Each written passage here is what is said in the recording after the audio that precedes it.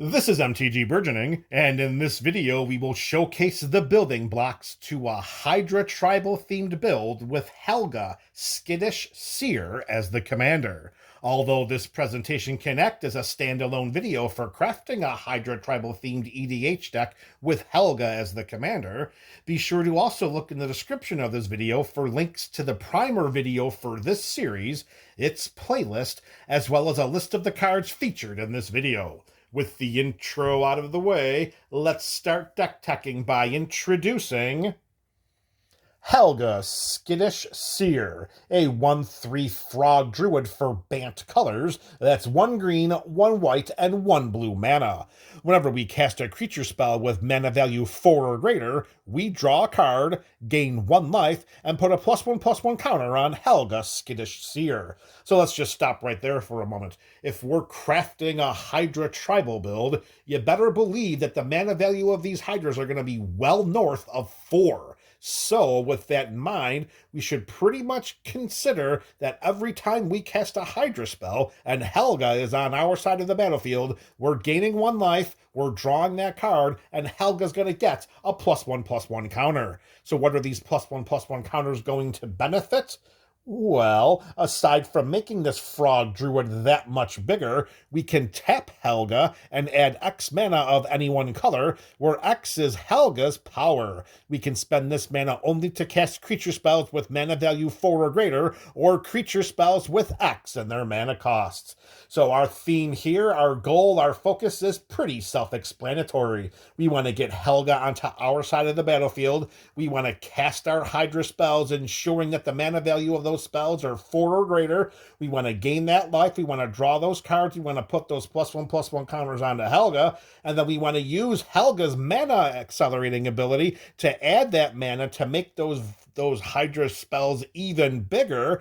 And then we get to just continue that process of drawing more cards, putting more +1/+1 counters onto Helga, and eventually overwhelming our opponents. As powerful as Helga is, Helga cannot do this alone. So the following 19 cards, presented to you in alphabetical order, are here to help synergize and drive home this Hydra tribal theme. And the first card here is Benevolent Hydra, a 1/1 Hydra with X for X and 2 green mana. Of course it's going to enter the battlefield with X +1/+1 counters, and if 1 or more +1/+1 counters will be put on another creature we control, that many +1/+1 counters are put there instead. So that's like a hardened scales ability, where whenever we put a +1/+1 counter on one of our creatures, it gets 1 more. And lastly, we can tap the Benevolent Hydra to remove a +1/+1 counter from it to put a +1/+1 counter on another target creature we control. Talk about your combat trickery. We get it all with Benevolent Hydra. We get the additional +1/+1 counter buffing, and we get to make sure that we can move +1/+1 counters away from the Benevolent Hydra, putting them onto another target creature. Keep in mind that the abilities here synergize with each other. We remove the 1 +1/+1 counter from the Benevolent Hydra to put it onto another creature, and since that creature is getting a +1/+1 counter, Benevolent Hydra's other ability is going to click in and give it a second one. All right, here we're going to put our Hydra spells to the left of Helga. Here we're going to put our Hydra support spells. What the heck are Hydra support spells? Well, here's a good one. A mono green enchantment called Branching Evolution. For 2 and 1 green mana, if 1 or more +1/+1 counters we put on a creature we control, twice that many of those +1/+1 counters are put onto that creature instead. And yes, all of those additional +1/+1 counters will stack up if there are other abilities pairing with them. Just like Benevolent Hydra, they're going to get an additional +1/+1 counter, and then Branching Evolution is going to say, well, let's double that to 2. Another support card that's going to work wonders for this type of build, it is Broker's Ascendancy. For Bant colors, this enchantment reads, at the beginning of our end step, we put a +1/+1 counter on each creature we control and a loyalty counter on each planeswalker we control. Hopefully one of those creatures will be Helga, so its power will get nice and robust, that we can turn it sideways and cast some more of those oh so beautiful Hydra creature spells. Next up, we have one of the can't miss and must auto include cards in any Hydra tribal build. It is the one and the only Gargos Vicious Watcher. This legendary Hydra for 3 and 3 green mana is an 8/7 body with Vigilance. Hydra spells we cast cost 4 generic mana less to cast. And as an additional bonus, whenever a creature we control becomes a target of a spell, Gargos Vicious Watcher fights up to 1 target creature we do not control. So there is a lot to unpack from this massive Hydra. For starters, no X in its mana value. However, that power is an 8/7, and the mana value is still north of 4. So we are still going to benefit by using Helga's activated and triggered abilities. For an additional bonus, let's not overlook by any stretch of the imagination the cost reduction that Gargos gives us. Hydra spells we cast cost 4 generic mana less to cast. So right off the bat, once we pay the 2 green pips for one of these Hydras, it's already getting 4 +1/+1 counters. That's just one of the beautiful things that Gargos does for us. And when paired with Helga and Helga's ever burgeoning power, you like what I did right there? Burgeoning power.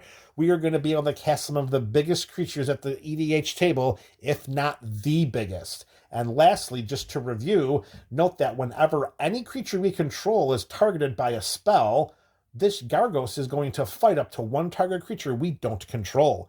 That spell could come from us. If we decide to cast a spell just for the purpose of triggering Gargos and allowing it to fight a creature we don't control, that will be just fine for us because that's just going to act as removal. Getting rid of all kinds of creatures with an 8/7 body, there should be very few creatures on the battlefield that's going to intimidate Gargos. All right, we're going to put that one right here because it is going to help us synergize with the mana value reduction. Very, very nice. Speaking of very, very nice and staying in mono green, we have another enchantment here. It is Garruk's Uprising for 2 and 1 green mana. When Garruk's Uprising enters the battlefield, if we control a creature with power 4 or greater, we draw a card. If for any reason any of our Hydras, we're looking right straight down at you, Benevolent Hydra, and you too, Gargos Vicious Watcher. If any of our Hydras are without trample, Garruk's Uprising gives creatures we control trample. And whenever a creature with power 4 or greater enters the battlefield under our control, we draw a card. So imagine the synergy of having Garruk's Uprising on our side of the battlefield along with Helga. We're casting the creature spell of a mana value 4 or greater. Helga puts a card into our hand. It enters the battlefield. Garruk's Uprising does the same. Those steady stream of cards should help us to continue casting our Hydra spells and just overrunning our opponents. Speaking of Hydra spells that don't have trample, here's another one with Genesis Hydra. This plant Hydra for X and 2 green has a 0/0 body, and when we cast this spell, we reveal the top X cards of our library. We may put a non-land permanent card with converted mana cost X or less from among them onto the battlefield, and then we shuffle the rest of our library. And of course, Genesis Hydra enters the battlefield with X +1/+1 counters. There is a little bit of hesitancy there is a little bit of hesitancy when it comes to Genesis Hydra's first ability. Whenever we cast it and then we reveal the top X cards of our library, putting a non-land permanent card with mana cost of X or less from among them into play, if we have an unfortunate string of several consecutive Hydra spells where the body and toughness are just 0/0, we're going to be in a bit of a pickle because we're not going to be able to benefit from that ability. And the fact that we can't put a land into play because it has to be a non-land permanent, well, that's going to be an onion in the ointment as well. Hopefully, X will be big enough, and if we're looking at what we already have here in this video, it should be plentiful. We really shouldn't run into too many instances in which that becomes a reality. All right, Hydra number 3, but this one with the X. Gargos is over there, of course. Continuing with our Hydra, we have another one, but this one, similar to Gargos, does not have X in its mana value. It is Hero's Bane, a Hydra for 3 and 2 green mana. It enters the battlefield with 4 +1/+1 counters. We can pay 2 and 2 green and put X +1/+1 counters on Hero's Bane, where X is its power. Unfortunately, we cannot use the mana generated from Helga to do that, because Helga says we have to cast creature spells and not use them as activated, and not use that mana as activated abilities. And because it already doesn't have a power and toughness, well, actually, yeah, it would come into play with a power of 4, and the mana value is 4, so Helga would be able to trigger and draw some cards. Staying on theme with our Hydras, we have another mono green Hydra and another one without trample. Thank you, Garruk's Uprising. This time it's Hungering Hydra. For X and 1 green, Hungering Hydra enters the battlefield, you guessed it, with X +1/+1 counters. It can't be blocked by more than one creature. We certainly love that, particularly if Garruk's Uprising is sharing our side of the battlefield with it. Whenever Hungering Hydra is dealt damage, we put that many +1/+1 counters on it.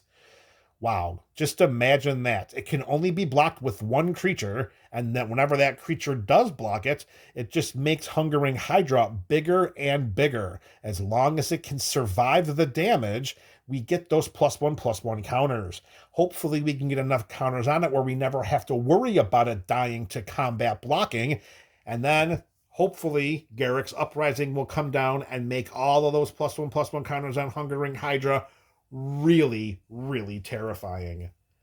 All right, we are shifting away finally from our mono green Hydras to get to a Simic Hydra. That would be Hydroid Krasis, this jellyfish Hydra beast for X and Simic colors. That's 1 green and 1 blue mana. When we cast Hydroid Krasis, we gain half X life and draw half X cards, and we round down each time. So this creature does not even have to hit the battlefield in order for us to gain that life and draw those cards. So for any opponents that have malice in their hearts and decide to counterspell Hydroid Krasis, just know that we're still gaining that life and we're still drawing those cards. And if it does not get countered and hits our side of the battlefield, it does so with X +1/+1 counters on it, and it has flying and trample. Life replenishment, cards in hand, double evasion. We'll take that every single day of the week and twice during Friday Night Magic. Next up, we've strayed away from mono green Hydras long enough, and this one, oh baby, it is a showstopper. The Colonian Hydra. This Hydra has trample, hooray, but no X in its mana value. That's all right, its mana value is still north of 4. For 3 and 2 green mana, Colonian Hydra enters the battlefield with 4 +1/+1 counters on it. And whenever it attacks, we double the number of +1/+1 counters on each creature we control. We can absolutely, unequivocally consider Colonian Hydra to be a game-ending win condition in this type of build, particularly if we have mass trample enablement from Garruk's Uprising. All right, next up, we're going to shift away from creatures for this turn, or for this card, just for the purposes of making sure that we can get some more bang for our mana investing bucks. And how are we going to do that? Well, we're going to play with a copy of Kozilek's Unsealing. This enchantment has Devoid, which means it is not a colored card. The card has no color value, except that mana value is 2 and 1 blue mana. Whenever we cast a creature spell with mana value 4, 5, or 6, we create 2 0/1 colorless Eldrazi spawn creature tokens that we can sacrifice to add a colorless mana. And whenever we cast a creature spell with mana value 7 or greater, we draw 3 cards. I know it's very tempting to try to hit those Eldrazi spawns by just making our Hydras come in at 4, 5, or 6 with the mana value, but we have to resist that temptation. We're not worried about the mana. We have Helga. She's either on our side of the battlefield or she's just right over in the command zone. What we're really looking to do is to jam that mana into those Hydra spells, make sure that the mana value is 7 or greater, and then we want to draw 3 cards each time we cast one of those spells. Cards in hand equal problems for opponents. More cards in hand equals even more problems. All right, we've stayed away from mono green Hydras for too long, and this one has trample. It is the Mana Gorger Hydra. Unfortunately, this one will not synergize with Helga. Its mana value is just 2 and a green, so it will not be able to trigger her or be a recipient of the mana that she produces. However, this 1/1 Hydra with trample gets a +1/+1 counter on it whenever any player casts a spell. Note, that does not have to just be our spells, and it's not just our opponent's spells. Whenever any player casts any spell at any time, Mana Gorger Hydra gets a +1/+1 counter. Back-to-back mono green Hydras is what we're going for here, with the next one being Primordial Hydra. This is an X and 2 green mana value, and of course it enters the battlefield with X +1/+1 counters on it. At the beginning of our upkeep, we double the number of +1/+1 counters on Primordial Hydra, and Primordial Hydra will have trample as long as it has 10 or more +1/+1 counters on it. So we definitely have the option of casting this early in the game for maybe just 1 for the X value, and then just let the counters double up. Or if we already have Helga on our side of the battlefield, let's jam a couple more mana into that X. Let's start triggering her, drawing cards, gaining life, putting +1/+1 counters on her, and then let's just watch our opponents writhe as Primordial Hydra's power and toughness double, because the +1/+1 counters will at the beginning of each one of our upkeeps. All right, shifting away from Hydra life for a moment, we're going to include a card that's going to end up becoming one of Helga's BFFs, and that is Selvala, Heart of the Wilds, a 2/3 legendary elf scout for 1 and 2 green mana. Whenever a creature enters the battlefield, its controller may draw a card if its power is greater than each other creature's power. Let's be honest, MTG Burgeoning community, if that's not us, then we're doing something wrong with this Hydra tribal deck. We should be gaining that benefit every single time we get a creature card on our side of the battlefield. As an additional bonus, and woo baby, what a bonus it is, we can pay a green mana and tap Selvala to add X mana in any combination of colors to our mana pool, where X is the greatest power among creatures we control. With that amount of mana acceleration paired with Helga's in a deck that wants to spend as much mana as possible in casting its creature spells, you can see why Selvala and Helga are going to be BFFs to the end. All right, casting massive Hydras is wonderful. Sending them into bone-crushing combat is wonderful. Winning by overrunning our opponents is wonderful. But what if we're searching for something that might be a little more subtle?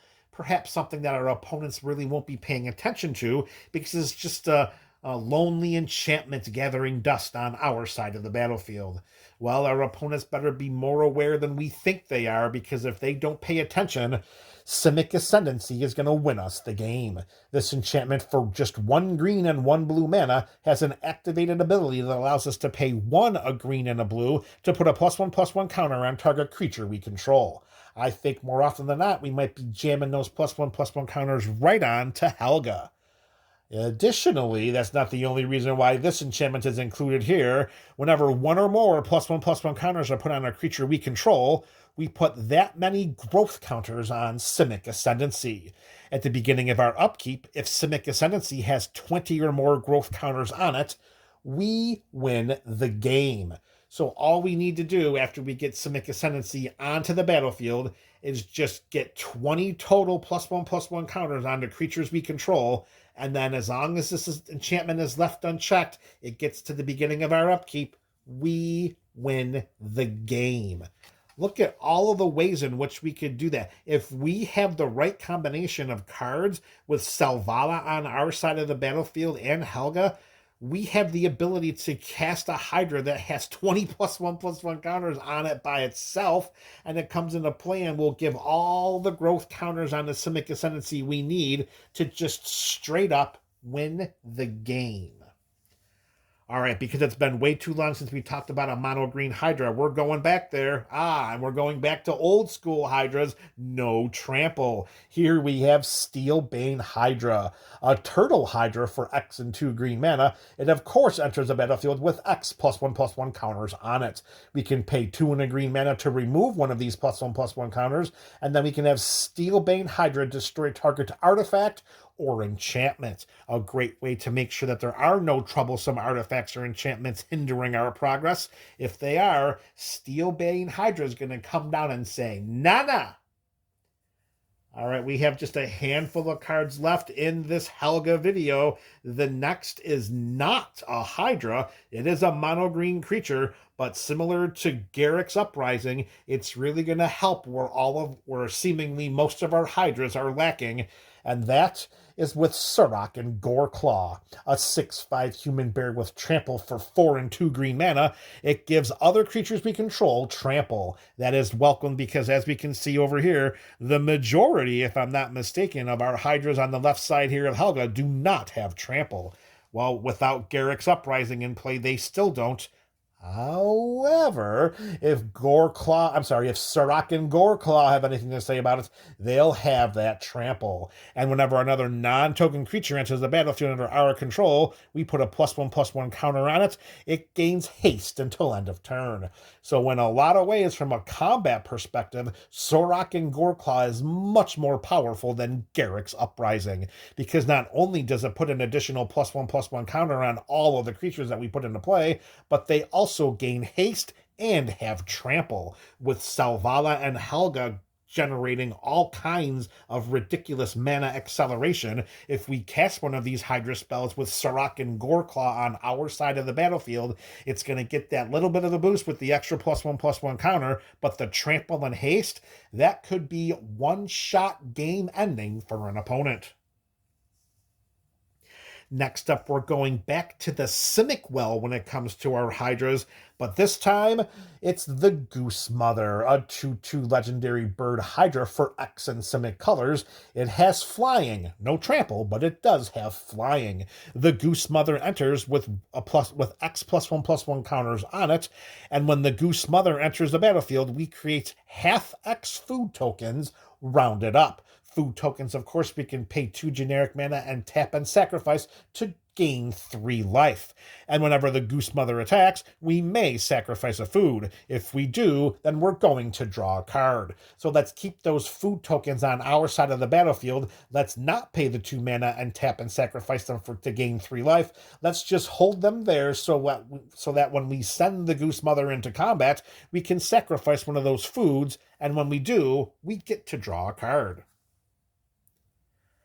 Okay, here we go, MTG Burgeoning Community, the last card of our video. We began with a Hydra with X in its mana value, and we're going to end with it too. This time, it's Voracious Hydra, a 0/1 trample for X and 2 green mana. When Voracious Hydra enters the battlefield, it does so with X +1/+1 counters. Also, when it enters the battlefield, we can choose one of the following 2 modes. Either we double the number of +1/+1 counters on Voracious Hydra, or Voracious Hydra fights target creature we don't control. If we need a little bit of spot removal, choosing the fight ability seems like the best bang for our mana investing buck.